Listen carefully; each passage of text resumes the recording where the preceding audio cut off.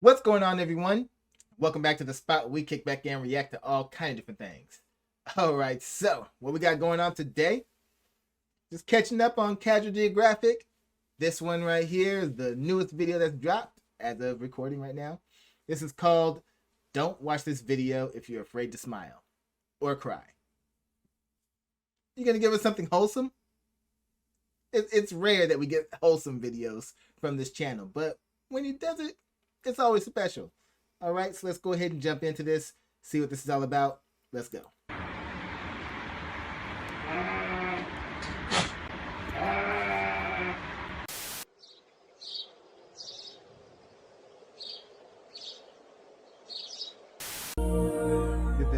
Wait, what was that just happened? Like, was it like a bird secreting something? Like, I couldn't tell. Like, was the baby like was that a bug that the mama took out? Looks like it.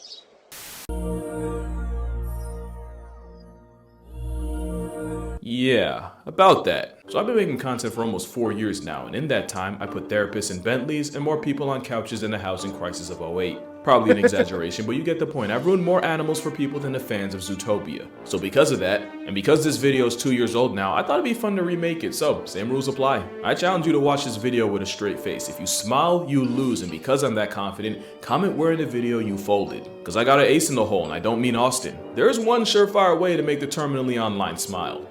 Good, she's in couch position. Look. Tap your mom.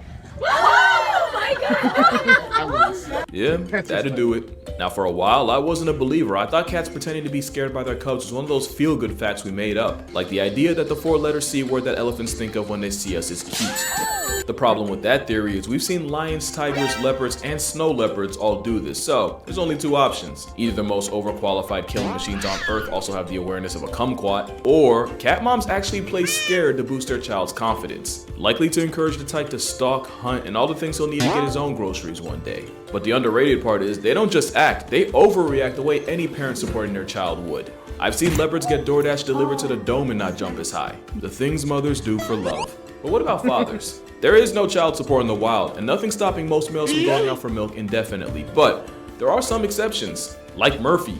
Murphy is a 31-year-old bald eagle living in the World Bird Sanctuary in Missouri, where the symbol of America is expected to spend the rest of his life after an injury left him unable to fly. He'd also probably never have a mate since he was never able to bond with any of the females. For a minute, it seemed Murphy's law had our boy in a chokehold, but one day last spring, keepers noticed Murphy acting weird, or at least weird for a grounded avian incel. They took a closer look and realized Murphy had built a nest, but instead of an egg, he had a rock that he made his full-time job protecting from not just people, but the other eagles too. Scientists believe that spring hormonal changes had triggered a paternal response in Murphy. In other words, that baby fever had him acting different. But the story didn't end there. A couple weeks later, several miles away, an eagle nest had fallen during a bad storm. And one thing about eagle nests, they're much bigger than you think. The fall killed one of the eagle chicks and left the other one an orphan. And that's how Murphy got promoted from a rock to a real-life baby. Keepers introduced him with a little eaglet in a safety cage in case Murphy switched up and chose violence. He chose quite the opposite. He showed genuine curiosity in the orphan and eventually started feeding it completely on his own. And just like that, first-time father Murphy took the chick under his semi-crippled wing and the two bonded. Bro manifested fatherhood. And only a couple months later, Eaglet 23-126 was released back into the wild after being successfully raised by Murphy. And while it's technically bad luck to name a bird meant to be released, Murphy's son still managed to leave with a nickname, Rocky. Speaking of the rock that started it all, Murphy's rockchild would be auctioned off with the proceeds going to the sanctuary's food bill. As for Murphy, I'm sure he's enjoying the empty nest. At least until next spring where he'll probably do it all over again. And speaking of bodyguards for birds, next, we gotta talk about the Maremma. Now that is wholesome. You normally hear about that story, stories like this. People like assume it's gonna be like a female, is gonna do it. We have a male over here who wanted a kid so bad that they gave him one, and he straight up, I got a son now, and adopted it. That's special. I love it. Love to see it. This cotton-colored canine was bred in the mountains of Italy by farmers to protect their livestock from anything from packs of wolves or bears to even white-tailed sea eagles. But they don't just look like sheep. Maremma puppies are often raised alongside sheep with very little human contact, leading to an overprotective Q-tip that views the entire flock as its family. Don't get me wrong, Maremas have the I found the imposter. I found him. Maremma puppies are often raised alongside sheep with very little human contact, leading to an overprotective Q-tip that views the entire flock There he is. Right in the middle, right there. as its family. Don't get me wrong, Maremmas have the personality of a cinnamon roll most of the time, until you give dog Toretto a reason. So in this case, if you flock around, you will find out. And that doesn't just go for sheep. On the complete opposite side of the world, on Middle Island off the coast of Australia, the world's smallest penguin was flirting with extinction. The little blue penguin nearly got wiped out of existence by foxes. So bad that the population that was once at 20,000 got cut down to 27. That's when a farmer had an idea. Swampy Marsh already had Maremma dogs guarding his free-range chickens, and you know what they say, penguins are just business chickens in suits. So he had two of his dogs, Yudi and Tula, raised around penguins. How'd they get their name? That's how. And just like that, the two dogs would see all penguins as their own, and as you can guess, they defended them like it. The Maremmas didn't even have to put foxes on shirts, just having their scent around was enough to make a fox readjust his grocery list. And it wasn't long until the pint-sized penguin population made a comeback. The two dogs that pioneered this have since retired, but to this day, you'll still see Maremmas running protection for the little blue penguins of Middle Island. We really don't deserve dogs. Even in one of the darkest days in American history, you'll find at least one dog trying to make it better. You don't need a history lesson to grasp just how horrific the 9/11 attacks were. It was rough on everybody, including the rescue dogs. But you ever wonder what happened to the four-legged heroes of Ground Zero? Well, this is Brittany. She's a golden retriever with a name that would give autocorrect an aneurysm. She was also the last For real, I was like, wait, what? It almost gave me an aneurysm trying to read that. What happened to the four-legged heroes of Ground Zero? Well, this is Brittany. She's a golden retriever with a name that would give auto.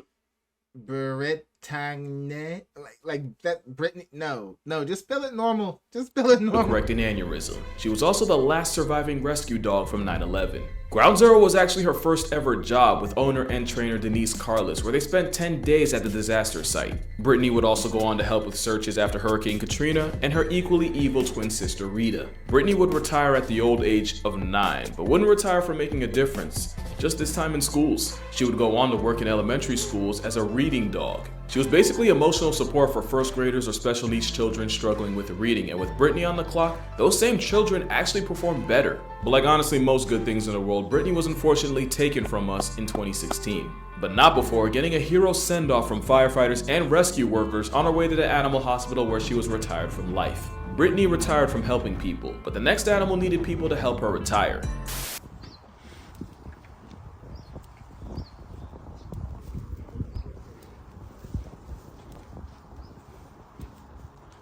So this bear went viral because, let's be honest, if you've worked more than a minute or gone to college at some point, you've been this bear. But her For real, looks like this bear looks like death. Like, oh man. backstory was less relatable and a whole lot less wholesome. This is Chada, and for the first 14 years of her life, she was part of the Ukrainian circus, where she was exploited, tortured, and treated as a prop. Things didn't get much better when she was bought out of the circus because her new home would be a small rusted cage above a garage that would be cruel for a bulldog, let alone a whole bear. The abuse left her virtually blind and even cost her most of her teeth. Worst of all, Chada is a Himalayan brown bear, an endangered species with only hundreds left in circulation. So long story short, it was all bad for Chada. At least until 2019, when the beaten down bear was rescued and taken to the White Rock Sanctuary in Ukraine. So if she looks like the wrong side of the weekend, it's because she just woke up from a 20-year nightmare. That might actually be the first time she's... That's why most humans suck. I swear. Like, why? Let's not even get into it. The whys and how could yous and stuff like that. We all know the story. People are jerks. People are assholes. And taken to the White Rock Sanctuary in Ukraine. So if she looks like the wrong side of the weekend, it's because she just woke up from a 20-year nightmare. That might actually be the first time she's ever touched grass in her 25 laps around the sun. But what does a bear that spent 5 presidential terms in a box even do for fun? Well, if you ever see her, she's probably playing in her pool, or making friends with a stick. As one does. Or she's channeling her inner old head and yelling at the bears and wolves for making too much noise. And even though she's 25 and allegedly too old for DiCaprio, Chada's even been seen spitting game, kissing one of the other males in the sanctuary through a fence. A whole girl still got it, and I'd 100% commit a census subtraction for Chada. But I would commit crimes against humanity and an affront to the Lord for our next animal. Question, totally unrelated by the way, but you ever wonder what animal was the first time we've ever seen a dwarf in nature? Well, you're looking at him. This isn't editing, this isn't Photoshop, this is an elephant just over 5 feet tall. I don't think y'all are really hearing me. I can look this elephant in the eye. Got a little out of character there, but yeah, not only did biologists in Sri Lanka find I got too excited right there. I gotta hear that again. This isn't editing, this isn't Photoshop. This is an elephant just over 5 feet tall. I don't think y'all are really hearing me. I can look this elephant in the eye. Got a little out of character there, but yeah, not only did biologists in Sri Lanka find this DeVito-built elephant, they really found mans trying to square up with another male. Not to mention the steed of Tyrion Lannister was actually the aggressor. Little guy wanted every ounce of the smoke. Turns out being built like an short man syndrome in elephants. Oh man, love to see it. aggressive footstool makes it really awkward to fight you. And I like to think all the elephants treated him no differently, because even elephants understand sometimes shit happens. My only question is, with dating, right? You think you can reach? I feel like it would take creativity, the Kama Sutra, and a Pilates class for a female to make it work. I don't know where he is or what he's doing, but if I ever see bro in a Kevin Hart movie, then I can sleep well knowing he's found his purpose. But if there's one animal that needs a movie,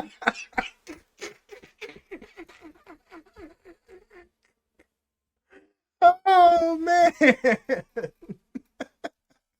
Sad part is Kevin Hart's so little, an elephant that's our size could still step on him. Oh, it's hilarious. But if I ever see bro in a Kevin Hart movie, then I can sleep well knowing he's found his purpose. But if there's one animal that needs a movie, it's one that got violated in one of the biggest box office come-ups of all time. I love Lion King, and Simba's revenge arc altered my brain chemistry for the better. But they'll forever catch smoke for having all the homies hating hyenas. In real life, lions steal from the laugh track of the savannah more than vice versa. And sometimes lions take more than just lunch. Generational beef is so on site that lions will go out of their way to blow a hyena's back out and retire both of their back legs. They don't even kill them, they just nerf their quality of life and let time do the rest. And that's exactly what happened here, where this hyena was filmed after a lion left him operating on less than 50%. But apparently last Sunday wasn't the first time a lion couldn't kill a 49er, because that same hyena was found almost a year later, still paralyzed, but still very much alive. Now I couldn't really find a lot of info on him, so that's all we really know. Or at least it would be, if I didn't reach out to the guy that took the video. This is Kathan Moore. He's a wildlife photographer who was kind enough to give me the full story, or at least from what he saw. So here's the full timeline of the hyena that ghosted death, straight from the source. He first saw the handicapped hyena January 8th, 2022 in Kruger National Park in South Africa. He was impressed, but also bittersweet, since there was no way he would survive the African bush with a broken back. Except Moore would see the same hyena again in April. Same disability, but otherwise still healthy. But the real plot twist wasn't until he saw him around other hyenas. Kathan watched as the two-wheel drive ran over to a kill and started shoving hyenas out of the way, even snapping at one from behind. The disabled hyena was still bullying other hyenas in the clan and earning his pound of flesh, and Kathan even believes that he was one of the higher ranking members. Kathan would see this middle finger to the Grim Reaper throughout the months before finding him for the last time on the last day of 2022. Almost a full calendar year after seeing him for the first time. According to Moore, he sat with the hyena all day, almost as if he knew.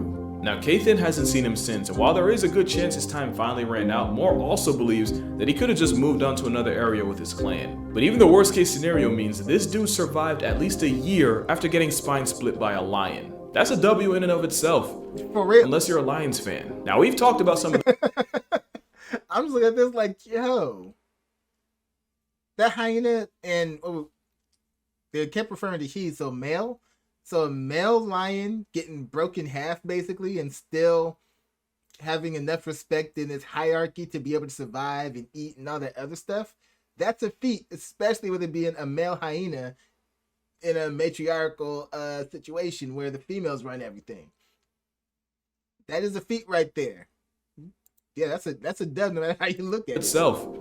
Unless you're a Lions fan. Now, we've talked about some of the weirdest animal team-ups in nature. There's warthogs using mongoose as a spa, a guinea pig doing the same thing except with vultures, and of course, the fact that ravens are a step away from fully weaponizing wolves. But there's another animal duo that nobody saw coming, and this one also involves wolves. This is an Ethiopian wolf, and out of the almost 40 species of canines, they're the closest to getting completely discontinued.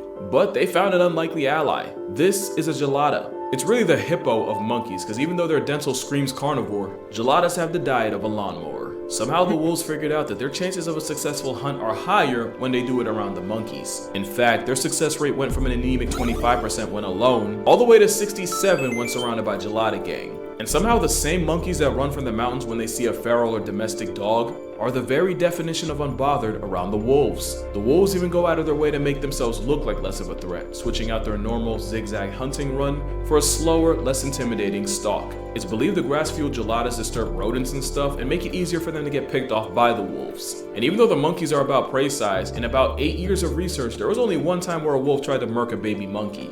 The wolf got dealt with violently and like a predator on a registry was never allowed near the herd again. So it might not be the Disney movie Wolves and Ravens are, but geladas and wolves might just be the most underrated duos in nature. But you won't find a better story than the tale of the BLT. The story of a lion, tiger, and bear cub all rescued from a basement in Atlanta and brought to the Noah's Ark Sanctuary. The three rescue from a basement in Atlanta. What's wrong with you people? Why would anybody have 3 predators in their basement? 3 predator animals in their basement just because. Like, what were you planning on doing with them? To be honest, like, I want to know, don't want to know at the same time. It's like, what's wrong with people? They had bonded and were inseparable, so they were nicknamed BLT. B for Baloo the bear, L for Leo the lion, and T for the tiger named Shere Khan. Baloo was like the chill older. Tony was right there. You're giving them all names with the same letter. The tiger gets messed up. Come on now. Lion, and T for the tiger named Shere Khan. Really? Really? You messed up the theme right at the end. Come on. Baloo was like the chill older brother and the glue of the group. Leo was the quiet, stoic one, and Shere Khan was easily the troublemaker, but by far the most affectionate. The 3 were basically conjoined triplets for 15 years until Leo would pass away in 2016 to inoperable liver tumors and Shere Khan expired in 2018. I'll drop a link to a video with the full story, but a lot of people wanted to know how Baloo was doing. So I asked them, and here's what they said. The last member of BLT is doing well and actually celebrated his 22nd birthday last July. He hasn't been introduced to other animals since Shere Khan and Leo, but considering black bears are solitary, he's probably happier that way. And best believe the star of Noah's Ark gets spoiled with fruitcakes, ice treats, and even bubble baths. They even went and renovated his old clubhouse because Baloo only deserves the best, and when he's not in there, he's enjoying life in his own private personal pool. Low-key, bro living better than me. So how's Baloo doing? He's doing Bro's living better than a lot of us. Oh man. It's like yeah, I want that bear's life. Doing how he deserves. Also, his favorite treats are Tootsie Pops and Oreos. That has nothing to do with anything, I just thought it was cool. Speaking of Oreos, what do a parrot, a raven, a seal, and a beluga all have in common? They've all shown the ability to mimic human speech, from conversing corvids to catcalling seals. But there's another animal not enough people know about, and that would be Wilkie, a 14-year-old orca in Antibes, France, and the first one to ever mimic human speech. And before you say it, no, not like this. I think. I hope. You see, orcas aren't just intelligent, they have cultures and different. That clip will forever be made fun of. Oh man. That would be Wilkie, a 14-year-old orca in Antibes, France, and the first one to ever mimic human speech. And before you say it, no, not like this. I think. I hope. You see, orcas aren't just intelligent, they have cultures and different trends that they follow, just like us. They also have different dialects, with each family group having different tones and frequencies. It's like how I can say Aaron earned an iron earn, but if you in Baltimore, you finna hear earn and earn. Wilkie was trained to mimic her caretaker, saying things like hello, bye-bye, and even count to 3. 1, 2, 3. Hey, before you judge them, just remember, they're doing that from a nostril on their head. And it's all fun and games until you're on a boat and a desaturated serial killer tells you bye-bye. But like with other talking animals, orcas are just mimicking the sounds they hear around them. Mimicry is a vital skill for a lot of animals, but it's also led to one of the most iconic animal pictures of all time. You've definitely seen this viral picture, but you probably don't know the tragic chain of events that led to it. The man taking the selfie is Machu Shamavu, and the 2 girls behind him are Dakazi on the left and Ndezi. It was taken in Virunga National Park, home to up to 1,000 endangered mountain gorillas. Here, the biggest threat to a 400-pound pacifist is poachers, either trafficking babies as pets or straight up slaughtering adults to sell as trophies. And that's what happened in 2007, with a mother gorilla taking a bullet to the back of the head, execution style. She was long gone by the time rangers got to her, but they found 2-month-old. I I hate hearing stories like that. I hate hearing stories like that. I swear, poachers make me sick. I'm like, the thrill, or whatever reason, the money or the thrill or any other reason they do it. It was like, if you're so bad, you know, it's one thing to hunt animals for food, but poachers, I can't. Ugh. I was going to say to him, be like, if you're so bad, go fight the animal straight up, see what happens. I hate it. I hate it. Like, I support the poacher hunting and all that stuff because I can't stand poachers. To the back of the head, execution style. She was long gone by the time Rangers got to her, but they found 2-month-old Dakazi still clinging to her life-deprived mother. She was taken in, but it wasn't looking good. She was severely dehydrated after 24 hours without milk and even developed pneumonia 2 weeks after being brought in. That's when Andre Bauma got involved. He was the manager of the orphanage Dakazi was brought to, and he willed the sick baby gorilla back to health. The very first time they met, Andre held the baby against his bare chest for warmth and kept her there all night. Unfortunately, the story would only get worse. Barely a month later, another attack cost the Park 5 gorillas, and yet another orphan was brought in, this one named Ndezi. Dakazi and Ndezi were raised together and became not just lifelong friends, but sisters. Not only did Dakazi see her as family, she saw Andre Bauma as a mother. Gender roles be damned, and the feeling was mutual, with Andre seeing the orphans as daughters. Now, raising children's hard enough, and gorillas are no exception, but Andre actually had a secret weapon to keep the girls in line. Pringles.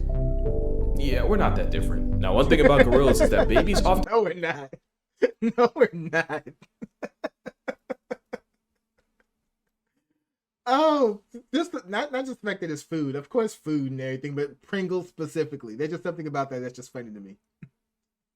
learn by imitating the adults around them, and with only humans around, the sisters eventually started seeing the other rangers as role models. One day a ranger noticed he had 2 shadows mimicking his every move, so he pulled out his phone, snapped a picture, and that's how the world got blessed with this.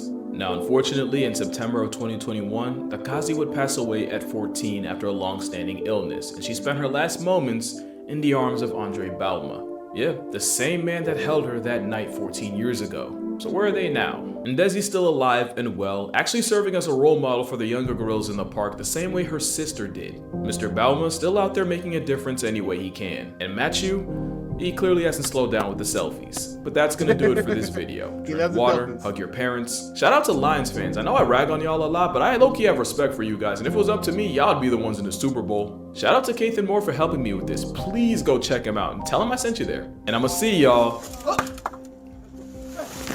in the next one. Flash there, run away.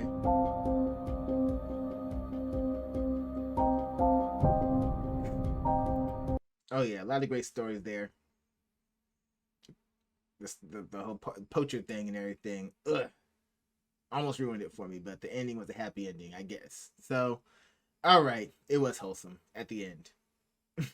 All right, y'all. So, y'all know what to do. Go down in the comment section. Let me know what y'all thought about this one. Let me know what you'd like to see me react to next. Hit that like button before you go. Share this video with everyone you know. And subscribe if you haven't done so already, all right? So, till next time, take care of yourselves. And I'm out of here.